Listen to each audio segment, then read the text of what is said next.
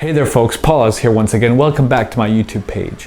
Today I have a very exclusive piece of content that comes from a 2-hour-long interview I conducted with Fountainhead once upon a time. And it's super interesting. It's about the art of the guitar solo. This video specifically covers his ways that he improvises and creates guitar solos for other people. We bounce through a numerous amount of topics and it's super fascinating. I hope you get something out of it. Please don't forget to subscribe to Tom and to yours truly, and I'll catch you later. Enjoy this clip. Cheers. I think the other really important thing is that I'm not afraid to fail, because 99% of cases, I don't know what's going to happen. And that's usually the thing that scares people the most, not knowing what will happen. That's why everybody's using Guitar Pro for their solos. That's why everybody's writing out their solos. That's why everybody tries to minimize danger of fucking up to as much as they can. And I'm pretty much doing the opposite. When I'm recording a guitar solo, I never have a plan. Never. It's all full on improvisation from the first moment. And on top of that, which I think is what scares people the most, which literally horrifies them. If I try the same with students, it's literally gonna, blow their brains out.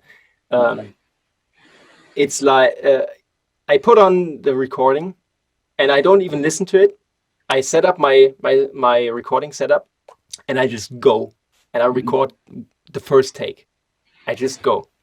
And I'm not saying that I've ever had an instance where that first take ended up on the finished product, ever.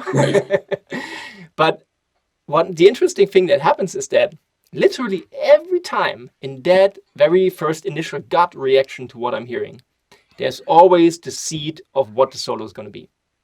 Yeah. Always. May it be the structure, like, for example, like how the music directs what you do. The best music to play on is music that just has such a strong push and pull of emotions that you just find yourself following along. Like, that may be another side tangent, but when it comes to guest solos, for example, oftentimes I find it very hard to play on things that require me to do all the work. So, for example, you have a part and it's just one chugging E note for 1.5 minutes.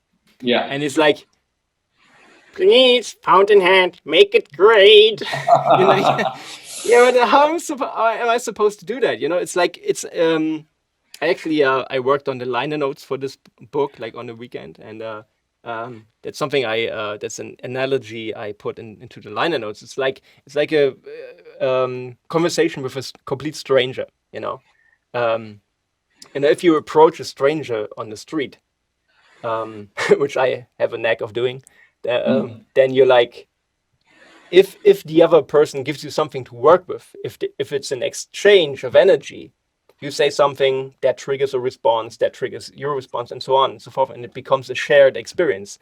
The conversation is going to be effortless, and it's going to go somewhere. You may not, have a plan of where it's going, but there's definitely something happening. But if the other person gives you nothing, and it's you who has to, do all the work and just, bam, bam, bam, bam, bam, bam, bam, bam, like fire information at the other person, that's going to be tiring, and that's not very rewarding. Yeah. Any conversation needs to have that absolute balance. I remember thinking, because you've played it, you've done a solo for me. Thank you very much. I'll reference. That was fun. Thanks for having me. Was completed, I think, with your melodiousness, and I'm sure that you went through this. Melodiousness, I love that word. Melodiousness. Yeah, I'm going to use that forever now. Oh, geez. But I remember hearing through it and just losing my mind to it many, many times over. And in the process of mixing, you listen to something so much, but it just seemed so effortlessly you.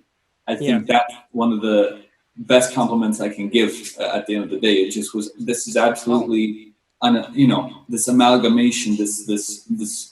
In that moment, you were absolutely yourself, and you were able to conjure up, the uniqueness of your style, and of course, like I'm saying, it just sounded so like effortless, exactly effortless. Well, thank you very much. But here's the thing: the only reason I was able to do that, and it was an effortless solo. You're right. Like it really didn't feel difficult to do something like that at all.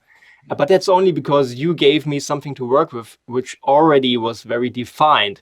Because it started here, went to another place, went back there. There was a certain structure to it and a musicality to it that was so clearly communicated in the music that the only thing I had to do was to follow along and to just maybe if I can, I like to bring out more of that and to exaggerate things. Maybe I'll add things of my own, but that's only possible if there's already a strong identity and like a musical flow and structure. And your song had all of that in place. And in a case like that, it's really easy to do that, especially if you've done it before, if you've used to the process. And then other times, I mean, full disclosure, like I've played guest solos for literally hundreds of people over the years. And in some cases, they were not happy with the result. And I always could trace it back to that thing because they gave me something which didn't have anything to work with. It was just a very bland, static thing. Maybe because they have been misinterpreting the act of the guest solo. They were like, let's get him to spread some of his awesome sauce on our song. And then they literally made like a little plateau in the song where nothing's happening, even though the rest of the song may be awesome. And then they give me this plateau so then I can, just spread all of my shit over there, that part which they wrote for me. But they don't realize that they rob me of that one thing that I need to do something cool, right? And that because it's not a conversation, because then they literally pay me to have a monologue on top of their music. Damn, lay down the law. Fountainhead knows his stuff. Hope that you got something out of that. Cheers, YouTube.